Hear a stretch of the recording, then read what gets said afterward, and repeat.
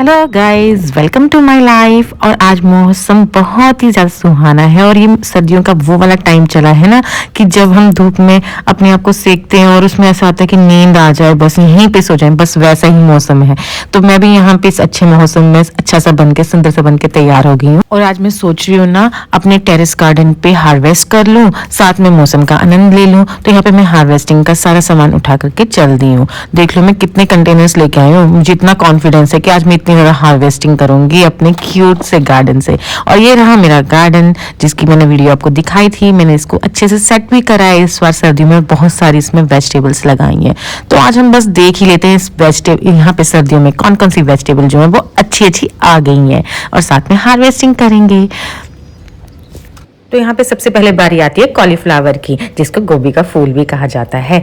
देखिए पहले मैं यहाँ पे सीजर्स की हेल्प से इसको निकालने लगी थी, फिर मुझे लगा कि सीजर से नहीं निकलेगी तो मैं इसे खींचने लगी थी। पर इसका सबसे अच्छा तरीका है इसे गोल गोल घुमाया जाए, जो कि मुझे बाद में याद आया। और फिर मैंने इसे गोल गोल घुमा करके तोड़ लिया। कितने अच्छे से हार्वेस्ट हो गया और कितना बड़ा गोभी का फूल लगा हुआ है, आप भी देख सकते हैं। यहाँ पे और भी गोभी के फूल लगे हुए हैं, उनमें से कुछ तो फूल भी गए हैं। मैं लेट हो गई इनको हार्वेस्ट करने में क्योंकि मैं घर चली गई थी ना।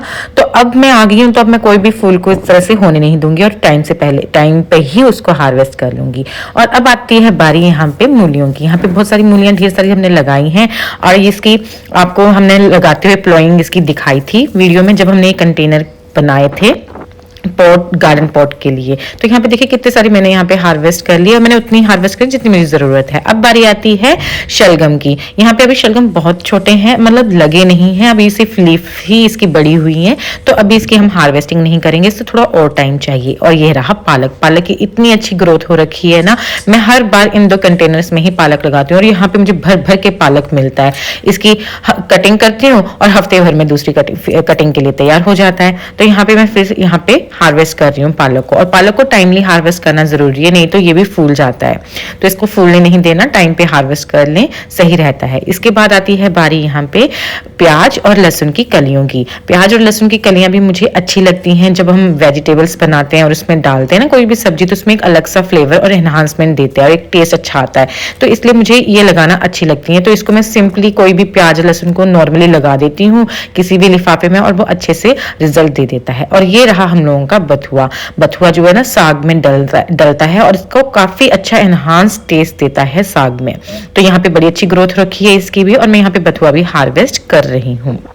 और गाइस बथुए की एक बात है कि एक बार लग जाता है तो हर साल अपने आप ही वहां पे उग जाता है। तो मैं यहाँ पे नहीं लगाती बथुआ, ये अपने आप मेरे कंटेनर्स में आ जाता है। मैं उसे एज इट इज रहने देती हूँ और ये फूल जाता है। फूल के फिर से इसके सीड गिर जाते हैं और अगले साल फिर से मिल जाता है, तो अच्छी ग्रोथ हो जाती है। यहाँ पे मैंने पीस प्लांट भी लगा रखे हैं। ये मटर के प्लांट देखो कितने बड़े हो गए हैं, लेकिन अभी इन पे मटर लगे नहीं है, लगने हैं, तो तभी इनको हम हार्वेस्ट करेंगे। अब ये रही बारी कोरिएंडर की। ये धनिया यहाँ पे अच्छी ग्रोथ दे रहा है, आज इसे भी हम हार्वेस्ट कर लेंगे। यहाँ पे हमने सारा धनिया हार्वेस्ट कर लिया और देखिए कितना ज्यादा धनिया हो रखा है। धनिया की जितनी आप कटिंग करेंगे उतना ही ये लीव्स दोबारा देगा। अब बथुआ और धनिया तो हो गया और अब बारी आती है हमारे प्यारी प्यारी कसूरी मेथी की। कसूरी मेथी जो है ना छोटे छोटे दाने होते हैं, मतलब मेथी की जो नॉर्मल मेथी होती है ना उससे काफी छोटी होती है। और कसूरी मेथी के परांठे या साग में डालो, बहुत अच्छा टेस्ट आता है।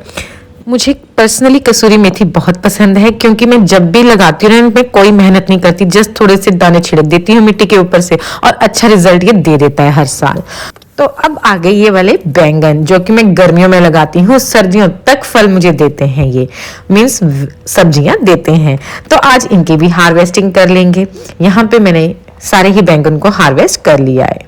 और बैंगन ही एक ऐसा सब्जी है जो मैं सिर्फ एक बार लगाती हूँ साल में और 2 साल तक मुझे रिजल्ट देता है। और दूसरी बात, ये भर भर के आते हैं। मेरे तो कई बार दिल करता है मैं आस पड़ोस में बांट भी दूं, इनकी इतनी अच्छी पैदावार होती है। और जब कभी मैं अपने घर जाती हूँ तो मैं इनको भी एज ए गिफ्ट लेके चली जाती हूँ। वो बहुत खुश होते हैं इन्हें देख करके। इसके बाद मेरे गार्डन में यहाँ पे मिर्ची भी खूब सारी लगी हुई हैं, तो इन मिर्चों की भी मैं हार्वेस्टिंग कर लूंगी। और आज यहाँ पे जितनी भी मिर्चें लगी हुई हैं इन सबको मैं तोड़ लूंगी ताकि मैं बैंगन और मिर्चों की बाद में प्रूनिंग कर सकूं। और ये फिर जब अब गर्मियों का सीजन आएगा तो नए नए प्लांट्स इसमें से आएंगे।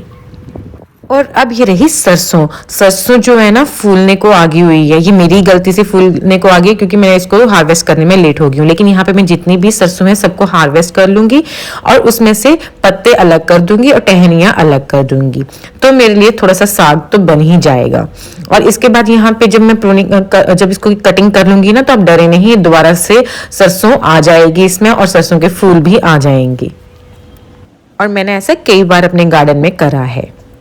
इसके अलावा हमने यहाँ पर पत्त गोभी भी लगा रखी है, जिसे कि कैबेज भी कहते हैं। और देखिए यहाँ पे पत्त गोभी के छोटे छोटे फूल आ रखे हैं। इसको आज हम हार्वेस्ट नहीं करेंगे क्योंकि अभी इसका टाइम नहीं आया, और मैंने यहाँ पे डिफरेंट डिफरेंट कंटेनर्स में ये लगाया है। अब लास्ट में बचती है कटिंग। यहाँ पे मैं जितने भी बैंगन मिर्चें हैं जो कि 2 साल सब्जियां देती हैं, मैं उनको काट रही हूँ ताकि उसमें से नए नए लीव्स आ जाए और वो अच्छा रिजल्ट बाद में देगा, उस पर ग्रोथ भी अच्छी हो जाएगी। तो इसकी कटिंग ध्यान से करें क्योंकि कई बार टहनियाँ कटती नहीं हैं क्योंकि वो काफ़ी मजबूत होती हैं, तो आप मजबूत सीजर से ही यहाँ पे कट करें। यहाँ पे इनकी सबकी कटिंग करने के बाद में इनको जो ये खाली एरिया है ना जिस पे मैं चल रही हूँ, स्पेस है, यहीं पे इनको बिछा दूंगी ताकि ये सूख जाए। धूप अच्छी आ रही है, इस धूप से ये सूख जाएंगे और सूखने के बाद इनको कंपोस्ट कंटेनर में मिट्टी के साथ डाल दूंगी ताकि इनकी कंपोस्ट बन जाए। आप यहाँ पे देख सकते हैं कि जो प्लांट्स है उस पे नए नए लीव्स आए हैं और ये लीव्स जो है ना टहनियां बन जाएंगी नई वाली, और इस पे फिर अच्छे से वेजेस आएंगी। तो यहाँ पे जितनी भी सब्जियां जो हमने हार्वेस्ट करी उनको मैंने धो करके यहाँ पे रख रही हूँ। आप देख सकते हैं कि आज की मेरी हार्वेस्टिंग कितनी ज्यादा हो रखी हुई है। और यहीं पे धूप में ही बैठते हुए मैं इन सब्जियों को साफ भी कर लूंगी ताकि जो कोई सूखी पत्तियां टहनियां हैं जो किचन में नहीं जाना चाहिए या मिट्टी है वो यहीं की यहीं पे रह जाए और गार्डन में कंपोस्ट का काम करे।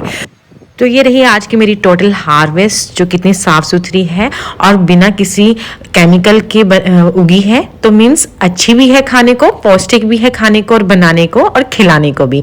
साथ के साथ मैंने यहाँ पे लाल और हरी मिर्चों को अलग कर दिया। अब जितनी भी लाल मिर्चें हैं उनको धो करके यहाँ पे धूप में ही सुखाने के लिए अपनी छत पे रख दूंगी ताकि अच्छी धूप लग जाए और ये सूख के गर्मियों में लाल मिर्च पाउडर बनने के काम आ जाए। तो आपने देखा एक किचन गार्डन से क्या क्या बन सकता है। कंपोस्ट बन सकती है, सूखी सब्जियां तैयार हो सकती हैं, हरी वेजिटेबल्स खाने के लिए फ्रेश फ्रेश मिल सकती हैं, जिनको मैंने धूप में बैठ के ही साफ कर लिया है। अब मैं इनको किचन में लेके जा रही हूँ। तो आज की हार्वेस्टिंग की वीडियो होती है यहीं पे कंप्लीट। फिर मिलेंगे किसी नई वीडियो के साथ, तब तक के लिए bye bye and be happy.